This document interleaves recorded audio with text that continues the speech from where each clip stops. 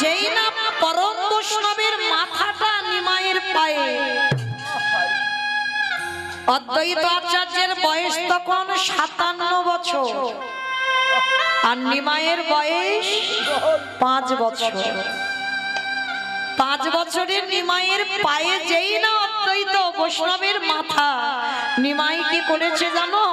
ওই ছোট্ট ছেলে নিমাই একেবারে পাটা তুলে অদ্বৈত আচার্যের মাথার উপরে।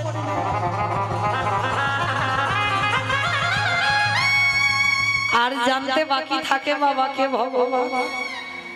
8টা মেয়েকে প্রণাম করলো, মার কোলে বসে মরে গেল। বড় ছেলেটাকে প্রণাম করলো, 16 বছর বয়সে চলে গেল। আর ছোট ছেলেটাকে প্রণাম করতে ওইটুকু বাচ্চা পাটা তুলে আমার মাথার উপরে তুলে দিল।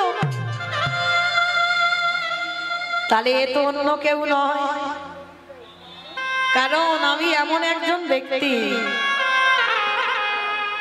ছোটবেলায় এই অদ্বৈত আচার্য নবদ্বীপে বাবা এক জগৎজননী মায়ের মন্দির ছিল, আর মায়ের হাত ধরে ছোটবেলায় কমলাক্ষ গিয়েছিল নবদ্বীপে। আর নবদ্বীপে যখন গেল না, নাভাদেবী বারবার বলছে কমলাক্ষ একবার মাকে প্রণাম কর, মানে কালী মন্দির। কমলাক্ষকে বলছে একবার মাকে প্রণাম কর। কমলাক্ষ বলছে ও মা, আমি প্রণাম করতে পারবো না, কারণ আমি যদি প্রণাম করি তাহলে এক্ষুনি মূর্তিটা ত্রিখণ্ডিত হয়ে যাবে। এইটুকু বয়সে তুই মনে করিস কি খুব বড় ভক্ত হয়ে গেছিস? তুই মূর্তিকে প্রণাম করলে মূর্তি ভেঙে যাবে। আমি সত্যি কিন্তু বলছি, আমি যদি প্রণাম করি মূর্তি থাকবে না, এক্ষুনি ভেঙে যাবে। আমাকে এরা কি কেউ জানে যে কাকে গর্ভে ধরেছে? যদি জানতো তাহলে কি এই কথা বলতে পারতো? জানে না বলেই তো আজকের এই কথাটা বলবো। নাভাদেবী বলছে কমলাক্ষকে প্রণাম কর তুই। জোর করছে ছেলেকে, ছেলে বলছে ঠিক আছে, তবে মূর্তি যদি ভেঙে যায় তুমি কিন্তু আমায় বকবে না মা। বললাম তো বকবো না, প্রণাম কর। আর যেই না বাবা কমলাক্ষ সবে মাত্র এখনো দেয়নি মাথাটা, সবে মাথাটা নিয়ে আমার ওই কালী মূর্তি ছিল, সবে মূর্তির চরণে প্রণাম করতে যাবে, একেবারে মূর্তিটা মাঝখান থেকে দ্বিখণ্ডিত হয়ে। বাবা পারে কোনোদিন প্রণাম দিতে? কারণ ইনি তো পরম বৈষ্ণব বাবা ভোলা না। তাহলে কি করে পারবে তার পরম স্বামী প্রাণনাথের প্রণামটা নিতে? তাহলে কতটা শক্তি ছিল এই অদ্বৈত আচার্যের। পাথরের মূর্তি ভেঙে গেল, আর এই অদ্বৈতের প্রণামে সচিমার কোলে 8টা মেয়ে মরে গেল। বড় ছেলে চলে গেল, ছোট ছেলে নিমাইকে প্রণাম করলো। নিমাই পাটা অদ্বৈত আচার্যের মাথায় তুলে দিল। তাহলে বলো তো বাবা, জানতে বাকি থাকিয়ে কি? চরণটা জড়িয়ে ধরেছে আর ছাড়ছে না। চোখের জল দিয়ে নিমায়ের চরণ দুটো ভাসাচ্ছে। নিমাই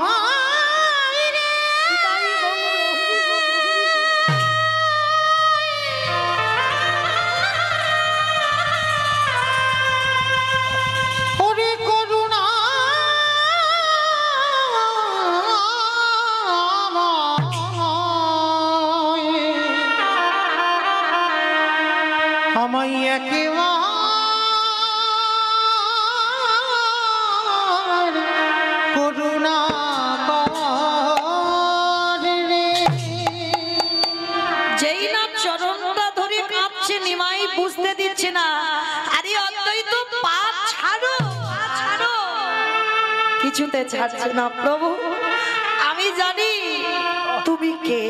আরে বাবা আমি কে? তুমি এমন করছো কেন? পা ছেড়ে দাও, পা ছেড়ে। কিছুতেই পা ছাড়ছে। আরে কি ভগবান থাকতে পারে?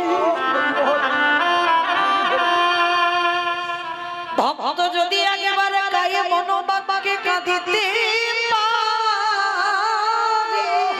কাঁদিতে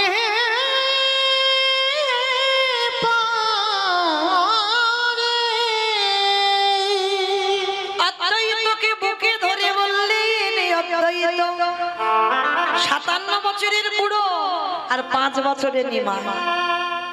প্রভু আর আমাকে কিছু বলতে হবে না, আমি বুঝতে পেরে গেছি তুমি কে আর আমি কে। সেই যদি এলে এত দেরি করলি কেন?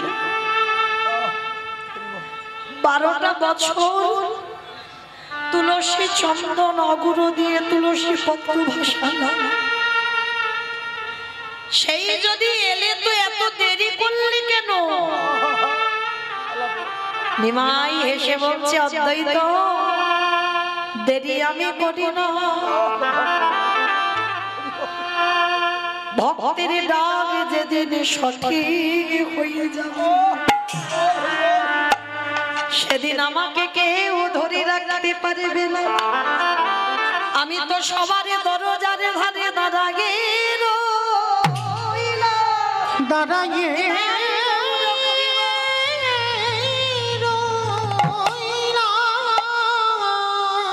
যদি আগে মার নয়ন জলে একেবারে নয়ন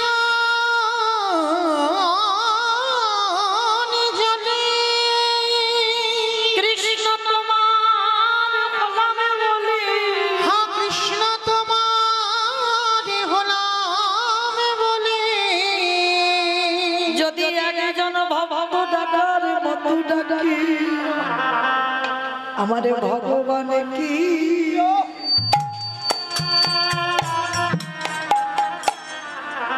বল রহিতে হে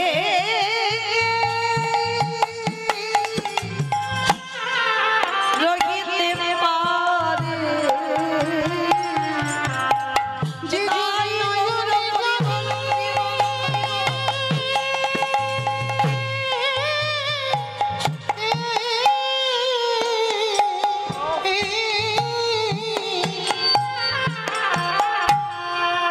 যে জনে নয়ন জানে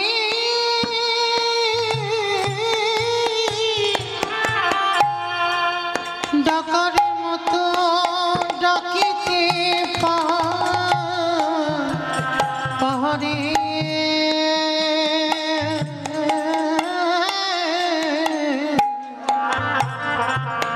আমারে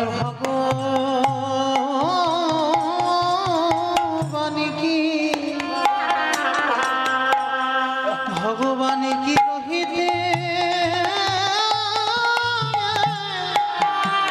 পারে। আমারে ভগবান বললেন, ভক্ত আমি মন্দিরে থাকি না, আমি কোনোদিন তীর্থে থাকি না, আমি তীর্থে থাকি না, আমি থাকি ভক্তের হৃদয়ে মাঝে। যদি একজন ভক্ত কাঁদা প্রাণে কৃষ্ণ বলে কাঁদে, আমি তৎক্ষণাৎ তার হৃদয়ে মন্দিরে আমি প্রবেশ করি। যে জনে নয়ন জানে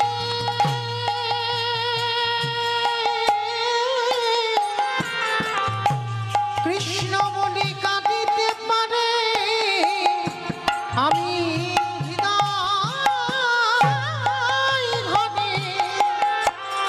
তৎক্ষণাৎ প্রবেশ করি। তাহলে আজকে জগতের সংসারে যেই না অদ্বৈত আচার্য কাঁদছে, নিমাই বলছে কেঁদো না। আর বাবা এদিকে ভক্ত ভগবানকে ধরে কাঁদছে, আর সন্তানের মঙ্গল অমঙ্গল প্রথমে কে বুঝতে পারে? মা। মা ভগবান তো ভক্ত রূপ ধরে এসেছে, ভক্ত ভাব অঙ্গীকার করে এসেছে, এদিকে ভক্ত ভগবানকে ধরে কাঁদছে, ওদিকে সচিমার মনটা কুগাইছে আর আমার নিমাই থাকবে না। অদ্বৈত প্রণাম করেছে, চোখের জল পড়েছে, বুঝতে পেরে গেছে আর নিমাই থাকবে না। এইবার সচিমা যখন কাঁদছে, সচিমা চোখের জল ভগবানের পাটা ভেসে যাচ্ছে। যখন নিমাইয়ের চরণ ভেসে যাচ্ছে, নিমাই বলছে অদ্বৈত আর কেঁদো না, দাদা ওদিকে আমার মা কাঁদছে, আমি একটু মার কাছে যাই, একটু তুমি দাঁড়াও, আমার মার বড় কষ্ট হচ্ছে, বড় কাঁদছে। ছুটে গেছে নিমাই, মার কোমরটা জড়িয়ে ধরে বলছে, ওমা মা তোমার চোখে জল কেন মা, তুমি কাঁদছো কেন?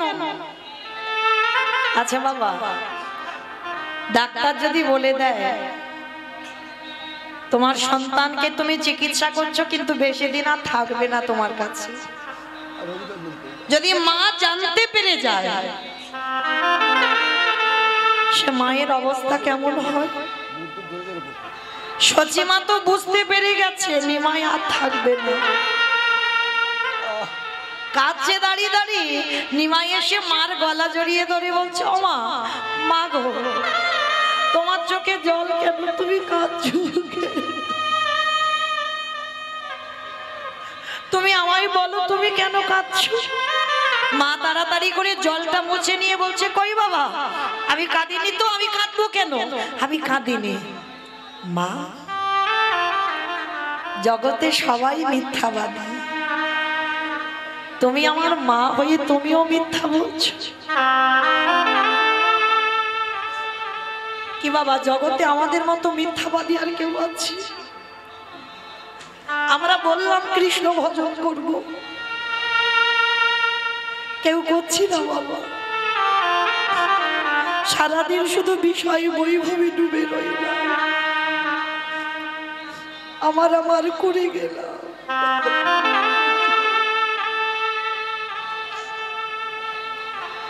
এই বিষয়ে বৈভব না বললে ভগবান যে নেবে না গো।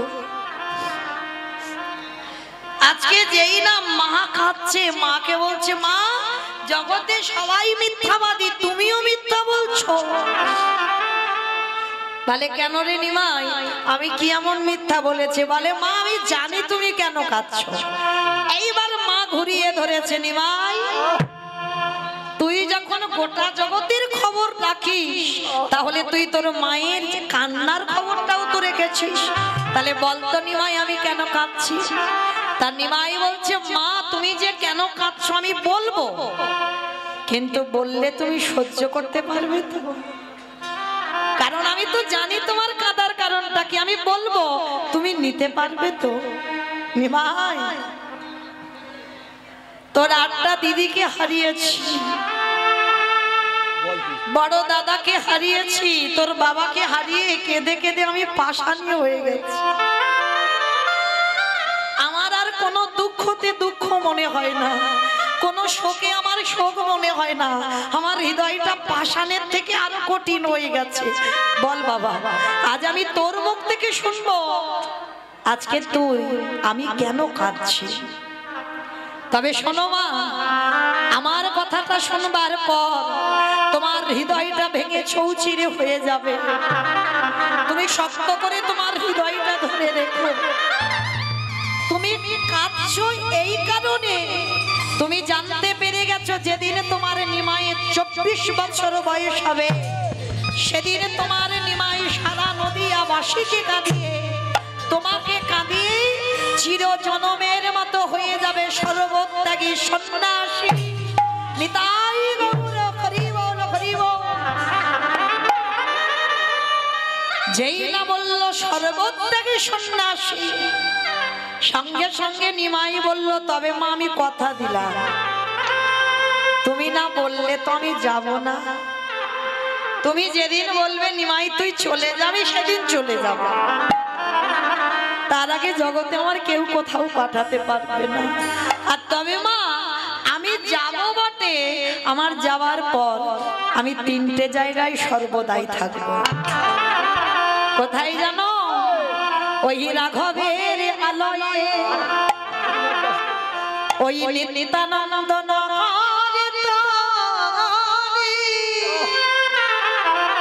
ওই না সচি মায়ের রন্ধনশালে।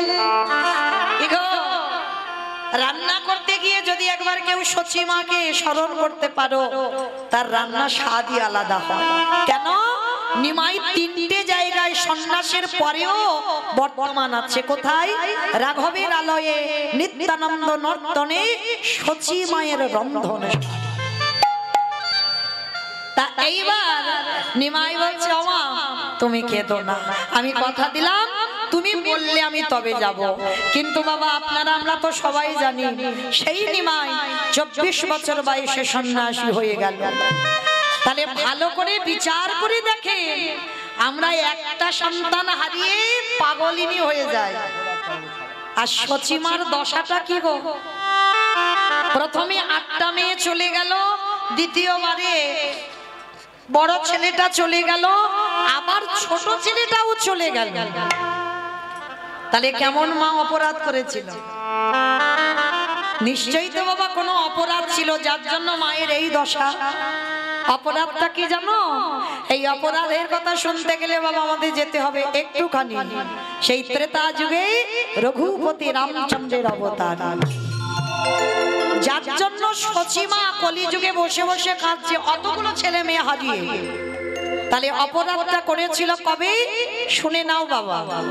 যেদিন রামচন্দ্র গেল 14 বছর বনবাস। আচ্ছা বলেন তো মা, 15 বছর হলো না, 10 বছর হলো না, 13 বছর হলো না, একেবারে 14 বছর কেন হলো?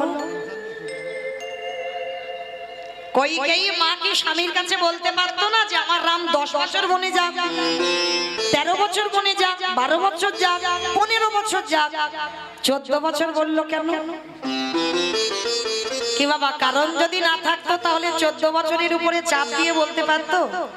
তাহলে 14 বছর বলেছে তার একটাই মাত্র কারণ, দশরথের যখন কোনো সন্তান সন্ততি হয়নি বাবা, পুত্রেষ্টি যজ্ঞ করে তবে তো পুত্র পেয়েছে। যজ্ঞের চারু পান করে, মানে যজ্ঞের চারু মানে পরমান্ন পান করেছিল, পরমান্ন সেবা করে এই রাম লক্ষ্মণ ভরত শত্রুঘ্নের জন্ম হয়েছিল।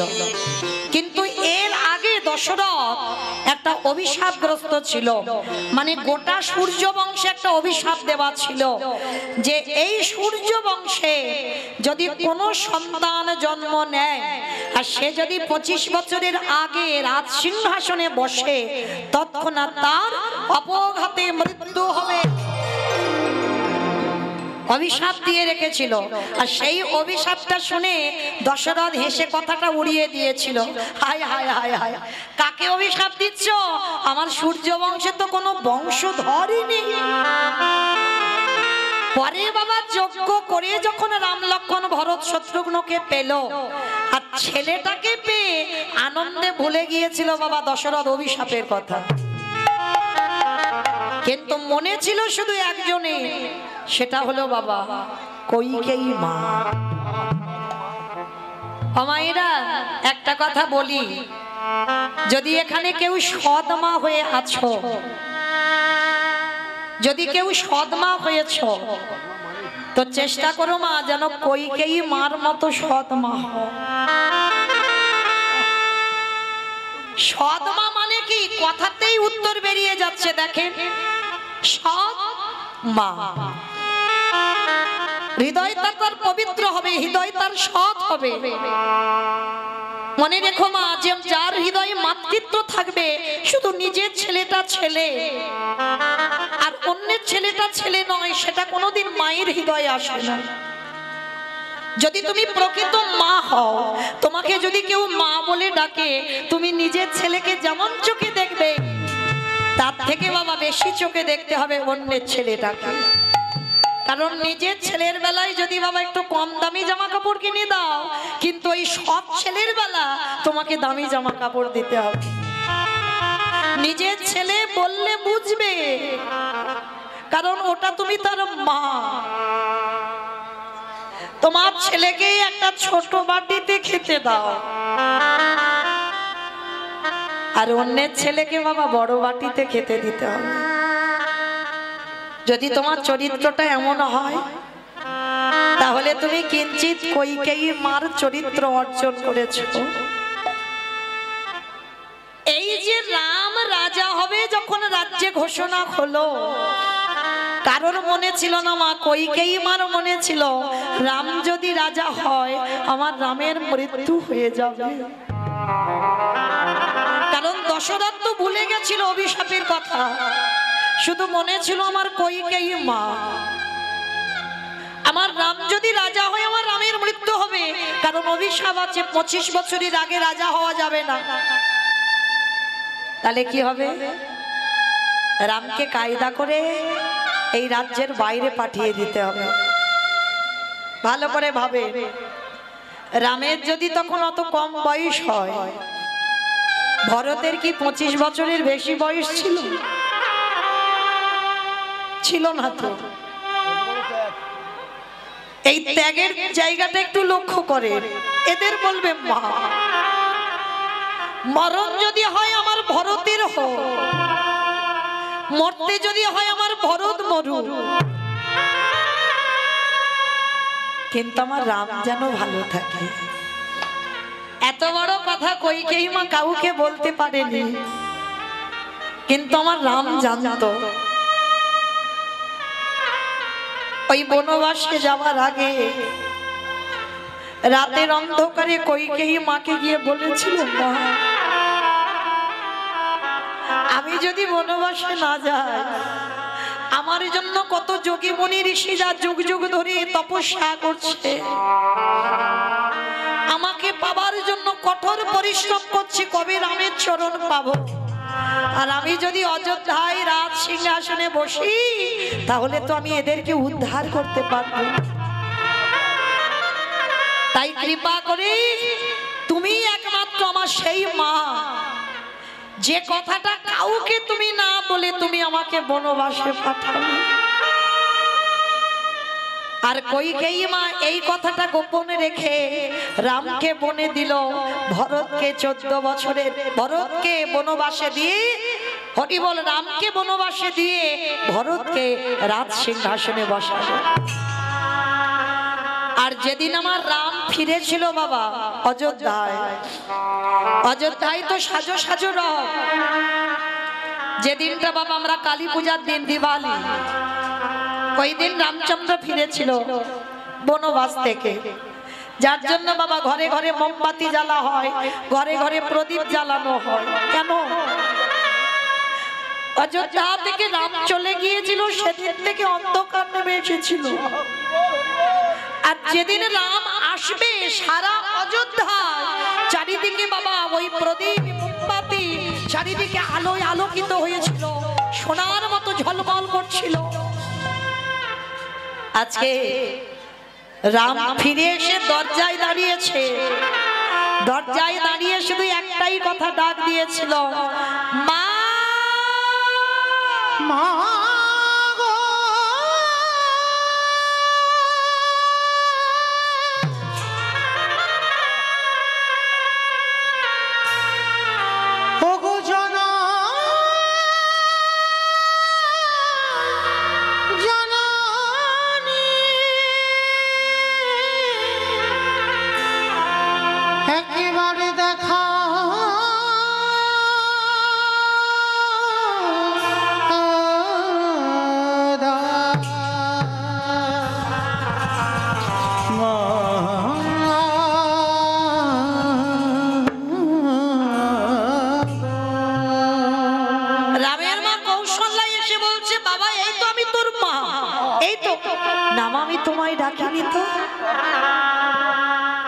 সুমিত্রা এসে বলছে, মা বাবা এই তো আমি তোর একটা মা, আমি তোমায় ডাকিনি তো, আবার তোর মা কোথায়? রাম 14 বছর পরে ফিরে এসে বলল, মা আমার কইকেয়ী মা কোথায়? চুপ, একটা কথা বলবি না। যে মা তোকে 14টা বছর বনবাসে দিল, যে মা তোর বাবার প্রাণটা নিয়ে নিল, সেই কইকেয়ী মাকে আমরা সবাই কারাগারে বন্দী করেছি। ওর মুখ আমরা কেউ দেখি না। রামচন্দ্র ওইখানেই বসে পড়েছি।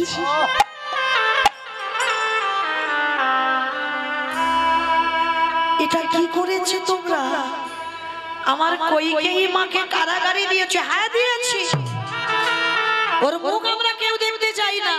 আর ভরদর মাকে তো কবেই ত্যাগ করে দিয়েছে, ওর মার মুখ দর্শন করে না, রামকে বনে দিয়েছে বলে।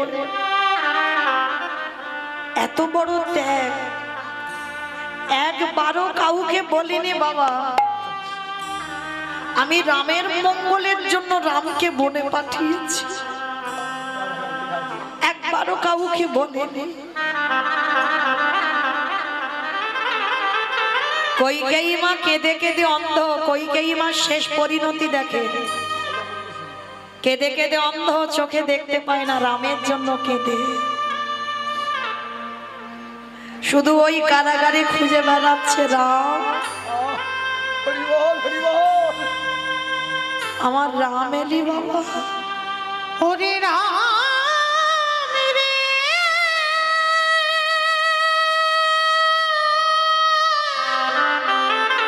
কতদিন আর কাঁদবো বলবো, কতদিন তোরে আশা পথে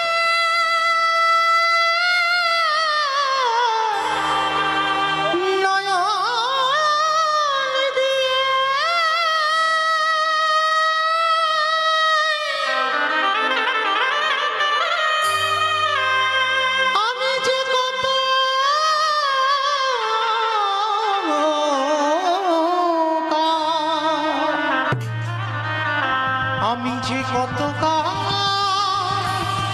কাটিয়ে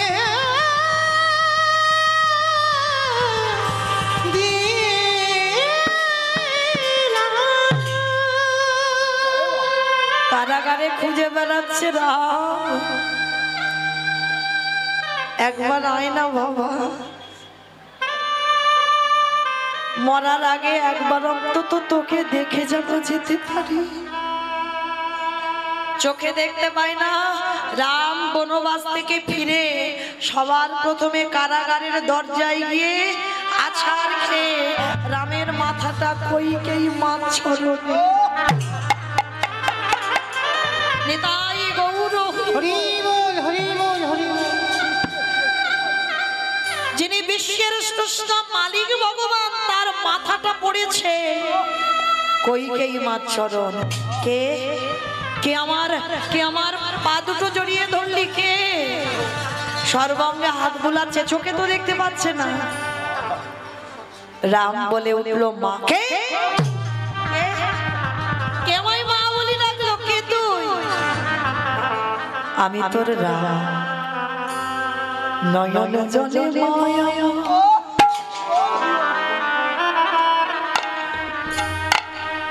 ওই না রামকে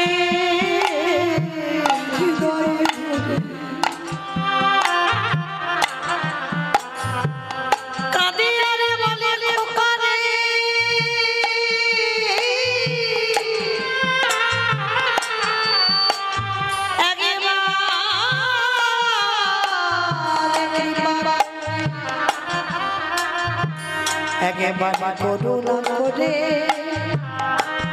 তুই একবার আমার দৃষ্টি শক্তি ফিরাই।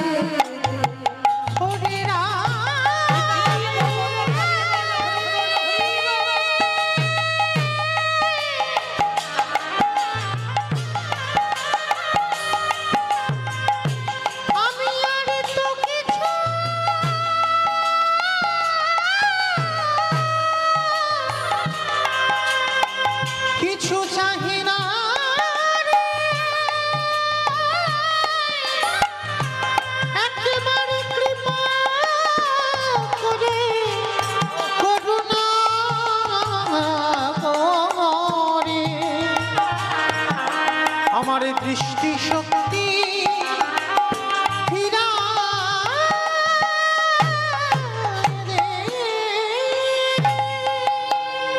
আমি ভক্ত বড়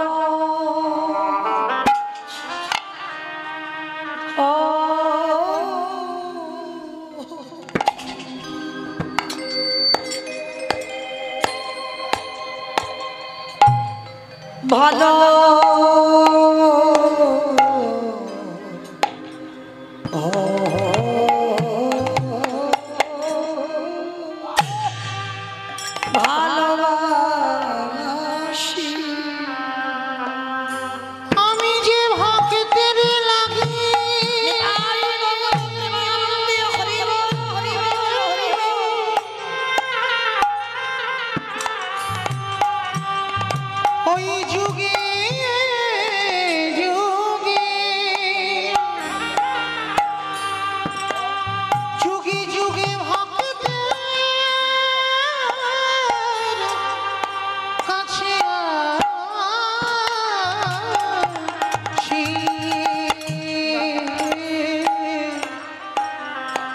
যে ভক্ত বড়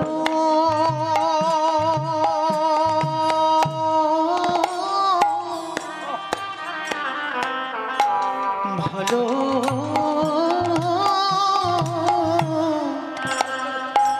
ভালোবাসি শুধু এ যুগে না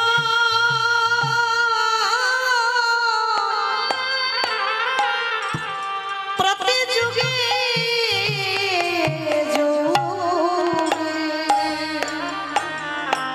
আমি যে ভক্ত বড়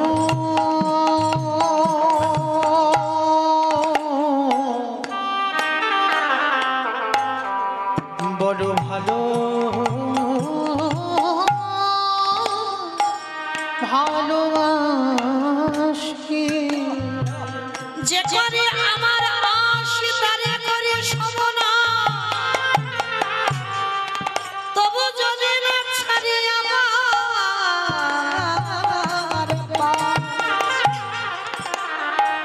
তারে পরে হয়ে যাই আমি তার দাসে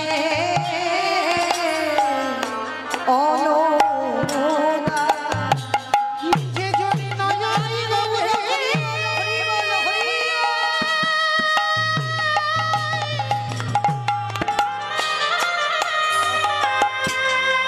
একেবারে কৃষ্ণ তোমার হলাম বলে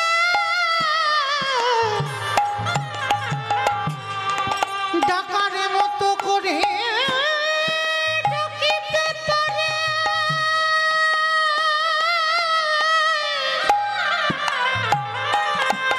আমি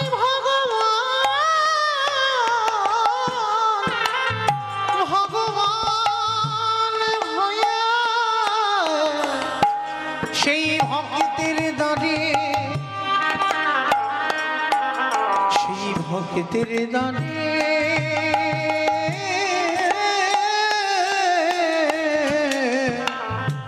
বাধা পড়ি সেই কইকেয়ী মা এত ভালোবাসত আমার রামকে, কিন্তু কৌশল্যামার অভিশাপে রামকে পরের জন্মে কইকেয়ী মার গর্ভেই আসতে হলো। যখন রাম বনে গেল কৌশল্যা কেঁদে অভিশাপ দিয়েছিল, কইকেয়ী আমি তো 14 বছর কাঁদবো, তারপরে রামকে কোলে পাবো। একদিনে যদি আমার রামকে আমি ভালোবেসে থাকি,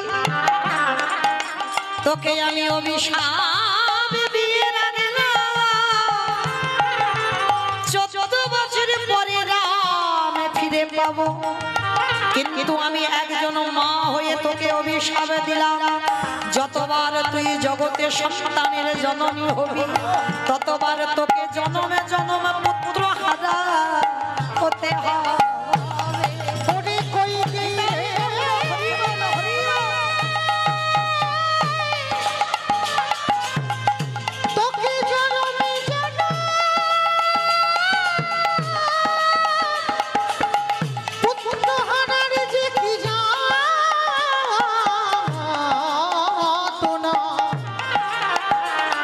তোকে জনমে জনম বুঝিতে হবে। মনে রাখেন, অভিশাপ দিল জনমে জনম তোকে ভোগ করতে হবে সন্তান হারাবার বেদনা। সেই কৌশল্যার অভিশাপে কইকেয়ীকে আসতে হলো দেবকী হয়ে। দেবকী হয়ে প্রথম গর্ভে 6টা সন্তান হলো, কংস মামার হাতে মৃত্যু হলো। সপ্তম গর্ভে এলো বলরাম, ওই বসুদেবের প্রথম পত্নী রোহিণীর গর্ভে চালনা হলো। অষ্টম গর্ভে এলো কৃষ্ণচন্দ্র, ওই কংস মামার হাত থেকে বাঁচবার জন্য বাবা বসুদেব ভাদ্র কৃষ্ণাষ্টমী তিথিতে ওই কৃষ্ণকে কোলে করে নিয়ে মাথায় করে ওই নন্দালয়ে রেখে এলো। জগৎকে কৌশল্যা হরিবল কৌশল্যার অভিশাপে কইকেয়ীকে দেবকী হতে হলো। আর সেই দেবকী হয়ে 8টা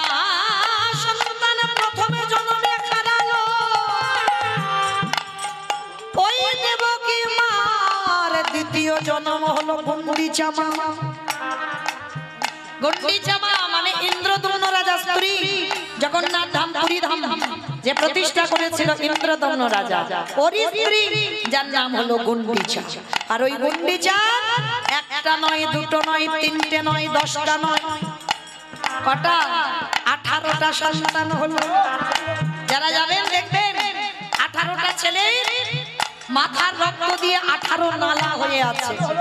জগন্নাথ দেখলে হবে না, জগন্নাথ দেখতে গেলে আগে 18 নালা দেখতে হবে। 18 নালা দেখবার পর ওই যে জগন্নাথ ধামে গিয়ে গরুর ধ্বস্তম্ভ ওইটাকে প্রণাম করতে হবে, তারপরে তোমার জগন্নাথ দেখায় ফল মিলবে। আর অদ্বৈত আচার্য দূর থেকে মনে মনে চিন্তা করছে, এই তো প্রভু, এবার আমি দেখব তোমাকে কে আটকে রাখতে পারে, তোমাকে কে ধরে রাখতে পারে। আজকের আমি যখন তোমায় একলা পেয়েছি, আমি তোমাকে প্রণাম করব করব করব। আর নিমাই যখন হরিনাম করছে, আর পরম বৈষ্ণব অদ্বৈত আচার্য পিছন থেকে গিয়ে একেবারে নিমায়ের চরণে মাথাটা দিয়ে ষষ্ঠাঙ্গে প্রণাম, চিৎকার করে বলে উঠল, নিমা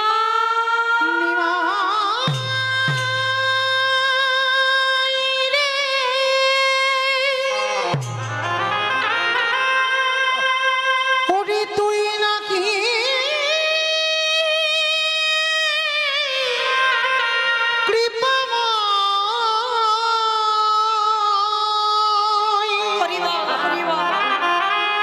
একেবারে কৃপা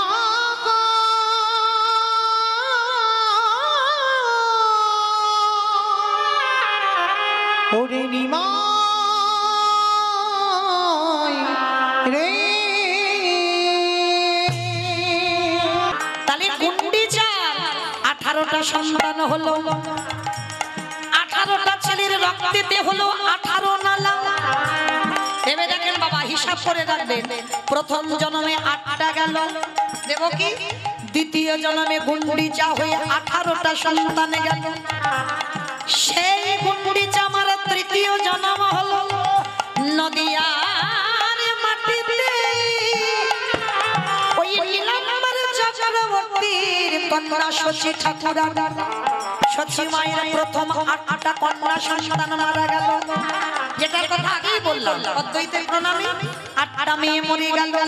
বড় ছেলে বিশ্বরূপ সন্ন্যাসী হলো, ছোট ছেলে নিমাই এলো। ওই 24 বছর বয়সে শচী মাতাকে কাঁদিয়ে, বিষ্ণুপ্রিয়াকে কাঁদিয়ে, সারা নদীয়ার মানুষকে কাঁদিয়ে নিমায়া চললেন সন্ন্যাসী হয়ে। ওই কলির জীবকে বোঝাতে চাইল, কলির জীব আমি আমার মাকে ছেড়ে দিলাম না, আমি আমার রাধারানীকে ছেড়ে দিই নাই, আমি আমার নিজেকেও ছেড়ে দিই নাই।